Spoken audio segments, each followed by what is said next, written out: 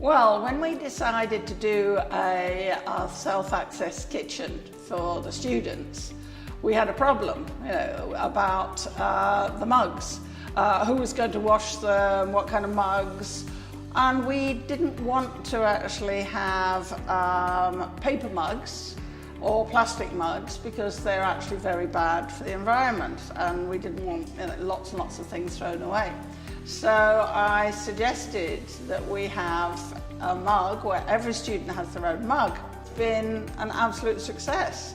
The students really like the fact that they all have their own mug with their name on. They get given it on their first day, and they know nobody ever uses somebody else's mug. And so they use it all the time that they're at Excel English.